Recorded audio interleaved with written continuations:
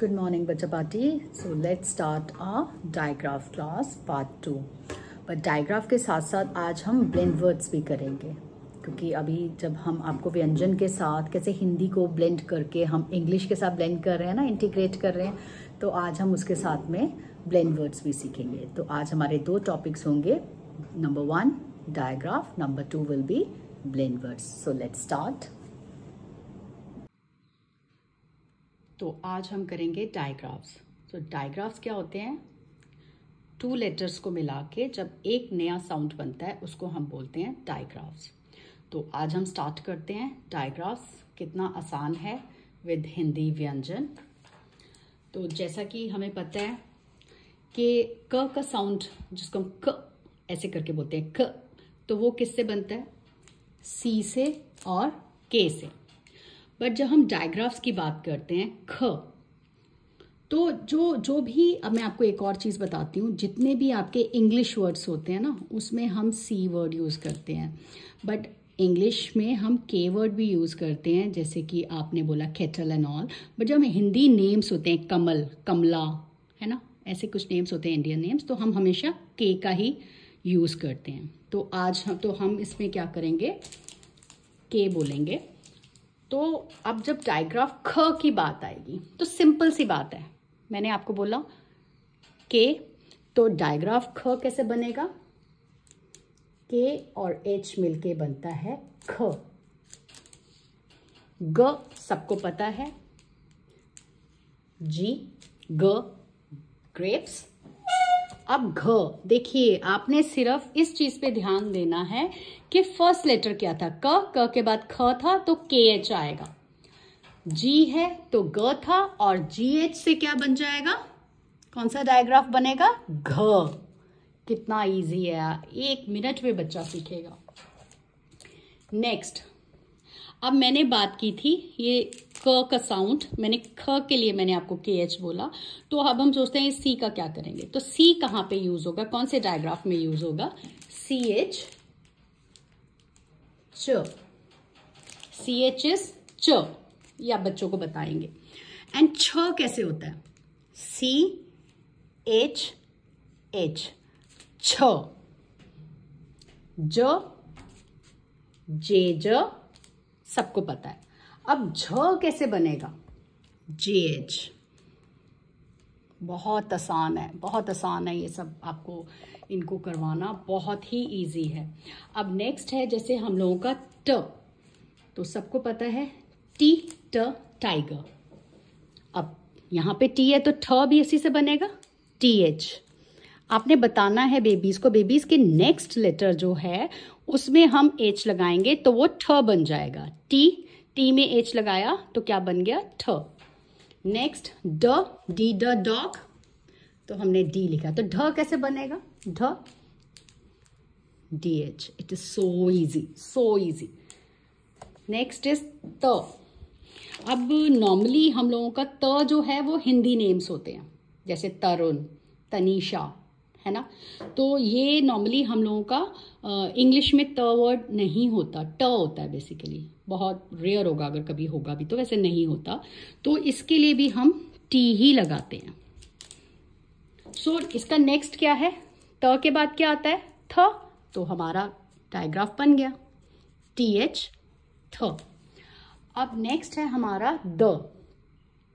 The जैसे कि T H E the होता है ना. अब मैं आपको ये चीज बताना चाहती हूँ कि जैसे मैंने आपको बोला था थ इज टी एच.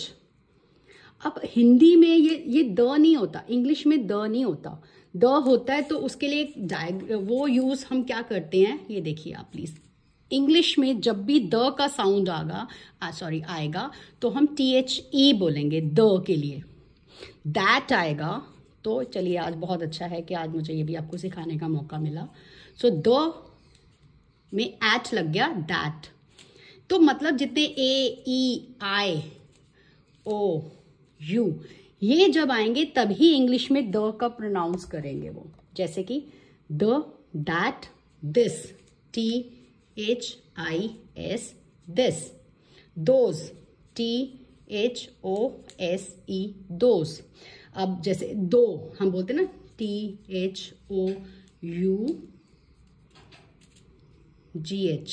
दो। तो आपने देखा द इंग्लिश में इस तरीके से यूज होता है। This is very very important, ये आप अपने बच्चों को बता के चलें। बट अगर मैं हिंदी में जो हमारे इंडियंस नेम है, जैसे दिनेश है ना, दिनेश एक नेम है, तो मैं इसको द कैसे लिखूंगी, डी से लिखूंगी। यहां पे आपने डी ड बोला था ना, डी ड डॉग, तो इसके नीचे ही आपने बच्चों को बता देना जो द है वो अगर इंडियन नेम्स हैं तो वो डी से होंगे। बाकी जितना भी द है वो वॉवल साउंड के साथ आएंगे, टीएच के साथ, बट उसके साथ वॉवल साउंड लगना चाहिए। स्वर ये जो इनके इंग्लिश के स्वर है वो लगने चाहिए। THE से द, या दी भी बोलते हैं, दी बेस्ट है ना, ऐसे भी बोलते हैं। The book, that, this, those, दो, ये सबसे इंपॉर्टेंट है, सबसे इंपॉर्टेंट। एंड चलिए आज हमारा ये भी क्लियर हो गया, इस डी की वजह से, हिंदी नेम की वजह से हो गया। ठीक है जी, ओके। नेक्स्ट है ध। पहले हमारा क्या था, इसको मैं स्मॉल लेटर कर देती हूँ, एक सेकेंड। तो ये लीजिए, ठीक है जी। अब डी है तो उसका नेक्स्ट लेटर ध कैसे बनेगा, DH। अब ये है न, ये पूरा न है, एक second, I just shift my camera. ये है न, तो न का साउंड, अगर ये बिंदी होती, देखिए अगर ये बिंदी होती है ना, तो ये वाला N होता, तो हम इसको क्या करते, बट ये पूरा न है तो इसके साथ में अब ये पूरा न जब आएगा तो हम उसमें ए तो छुपा ही होगा। जैसे नमन, मैं इंडियन नेम्स की बात कर रही हूँ, मैं नमन बोल रही हूँ तो मेरे को कैपिटल लिखना ही पड़ेगा क्योंकि प्रॉपर नाउन है। नमन नेम है एक, नमन, ठीक है जी। नेहा, देखिए इसके साथ फिर भी कैपिटल आएगा क्योंकि ये क्या है, हमारे प्रॉपर नाउन है, प्रॉपर नेम्स हैं किसी के। अब जैसे इंग्लिश की बात करिए तो मेरे हिंदी नेम्स हैं, है ना, इंडियन नेम्स हैं। अब मैं जैसे इंग्लिश की बात कर रही हूँ, न की बात कर रही हूँ, तो जैसे मैंने बोला N, अब मैं कॉमन नाउन की बात करूँगी तो मैं स्मॉल लिखूँगी NAME। तो इसमें ये न का साउंड नहीं आएगा क्योंकि इसमें ई आ गया, मैजिक ई की जो मैं बात करती हूँ, तो ये इस ए को लॉन्ग साउंड बना देगा, ए नहीं बनाएगा। ये क्या बोलेगा, नेम। अब FAME होता तो फेम, TAME टेम। मैं बार बार ना आप लोगों को रिपीट करती रहती हूँ ताकि हमारी रिवीजन साथ के साथ होती रहे। अभी हम न पे ही हैं, तो न का है, हिंदी है तो नमन। अगर वो इंग्लिश का सिर्फ N है लेटर तो हम न साउंड बोलेंगे, जो ये अंग से, अंगूर की ये जो बिंदी थी, आधा शॉर्ट साउंड था। क्लियर एवरीवन, ठीक है जी। अब हम आएंगे प का साउंड सबको पता है, P एंड फ, तो यहाँ पे P है तो फ डायग्राफ में क्या आएगा, आप लोग बताएं जल्दी से बेबीज, आप बताएं, अब तो आप सीख गए होंगे। P है तो P के साथ H लग जाएगा तो फ बन गया। B, ब, बॉल बन गया। अब यहाँ पे B है तो डायग्राफ भ कैसे बनेगा, BH। कितना इजी है, कितना इजी है। अब मैं इनको मिटा रही हूँ, ठीक है जी। अब है लेटर M, जैसे कि लेटर M का साउंड क्या होता है, लिप्स बंद करेंगे और बोलेंगे क्योंकि इसके साथ ना ए है, ना ए है, ना आई है, कुछ भी नहीं है, AEIOU कुछ नहीं है। तो मैंगो, मिंट, मग, ऐसा यू कुछ AEIOU नहीं है, तो हम इसको सिर्फ बोलेंगे तो मैं इसका एक एग्जाम्पल देती हूँ आपको। रैम्बो क्या वर्ड है, नेम है ये, तो कैपिटल लेटर लिखूंगी, प्रॉपर नेम है, ए रै। अब ये जो M था, क्योंकि इसके साथ AEIOU नहीं है, तो मैं इसको बोलूंगी Rambo, Rambo. Clear everyone. But ये पूरा म है तो इसका मतलब इसके अंदर, ये इंडियन नेम मैं बोल रही हूँ, मदन, MADAN, मदन। तो हम इंडियन नेम्स के साथ उसको पूरा बनाने के लिए हम A लेटर लगाते ही लगाते हैं। तरुण तो TA लगाएंगे ही लगाएंगे। Clear everyone? अगर उसके साथ साउंड नहीं आ रहा तो हम सिर्फ साउंड बोलेंगे, जैसे मैं बोल रही हूँ अंबर। ये जो बिंदी है ना, ये आपको दिख रही है, ये र की भी सॉरी अंग की भी होती है और म, आधा म का शॉर्ट साउंड भी होता है। मैं आपकी हिंदी इंग्लिश दोनों इंप्रूव करती जा रही हूँ साथ के साथ में। ठीक है जी, अब हम आगे यहाँ पे एम साउंड, या एम ए म। नेक्स्ट है हम लोगों का य सबको पता है, वाई। र क्या होता है? आर। तो र होता तो आर, पर ये र है तो हमारा अगर कोई इंडियन नेम है तो क्या लगाएंगे? ए। जो है अगर वो इंडियन नेम है तो हम ए लगाएंगे। ये आप ये चीज़ याद रखिएगा। ये है इंडियन, अगर है तो एल ए होगा, नहीं तो ल बोलते हैं हम इसको इंग्लिश में, क्योंकि शॉर्ट साउंड है। सिर्फ इसके साथ ना ए है, ना आई है, ना ओ है, ना यू है, तो हम इसको बोलते हैं ल। जैसे कि रिलैक्स, रिलैक्स। ठीक है, तो उसमें ए लग गया तो ल पूरा बोला है हमने। ठीक है जी, ओके। नेक्स्ट है, ये तो आपको पता ही है, वी एंड डब्ल्यू। डिफरेंस क्या है इनका? जब हम टीथ को अपर टीथ को लोअर लिप से टच करते हैं एंड बोलते हैं तो व, एंड जब हम राउंड लिप्स करते हैं तो वो जाता है डब्ल्यू का वो, वॉच। एंड अब ये डायग्राफ ये आ गया है हमारे, बहुत ही इंपॉर्टेंट। एस के साथ एच लगेगा तो क्या बनता है? श। ठीक है जी, एंड यहां पर भी सेम, इनको एक बार मिटा देती हूं। तो ये भी श है, तो इनके साथ भी एस के साथ एच लगेगा तो श बनेगा। स कैसे होता है? एस का साउंड, ह का साउंड, एच। क्लियर? एंड अभी जो है हमारा, अब ये आ गए हैं हमारे, क्या आ गए हैं ये अभी आ रहे? Blend words. क्या आ गए हैं? Blend words. ये डायग्राफ्स नहीं है, ये क्ष, त्र, ज्ञ, श्र, ये हमारे डायग्राफ्स नहीं हैं। ये हैं हमारे ब्लेंड वर्ड्स। ब्लेंड वर्ड्स क्या होते हैं? इसमें कोई दो लेटर मिलके साउंड चेंज नहीं करेंगे, बट इसमें फर्स्ट जो लेटर होता है वो आधा शॉर्ट साउंड होता है और जो लास्ट वाला साउंड होता है वो फुल साउंड होता है। जैसे क्ष, इसका मतलब है के मैंने गले में बोला और एस एच मैंने क्या किया, इसको स्मॉल ही लिखेंगे। ठीक है, एस एच मिलके बन गया क्ष। श का साउंड तो एस एच होता है, सबको पता है। क्ष। अब त्र, तो मतलब मैंने आधा क्या बोला, तो, और र मैंने आपको पहले ही बताया आर के साथ ए लगेगा त्र, क्योंकि ये क्या है हमारा इंडियन नेम है, त्रिशूल वगैरह है ना, जैसे त्र। तो ये अब ये ज्ञ, तो मैं इसमें मेरे को साउंड, वैसे ज और य बोलते हैं इसको, ये दो इन लेटर से मिलके बनता है, बट मुझे इसकी आवाज आती है ज्ञ, तो आधा, तो मैं जी का साउंड मुझे लग रहा है एंड वाई ए ज्ञ। क्लियर? अब ये है श्र, श्र, श्र, ब्लेंड वर्ड। तो श का साउंड क्या था? एस एच, आर ए र, श्र। ये ब्लेंड वर्ड्स हो गए। अब अगर मैं ब्लेंड वर्ड्स की बात करूं, यहां पे मैं आज आपका ब्लेंड वर्ड्स भी मैं आपका क्लियर करवाती हूं आज। एक second, I just adjust my camera. ठीक है जी, ओके।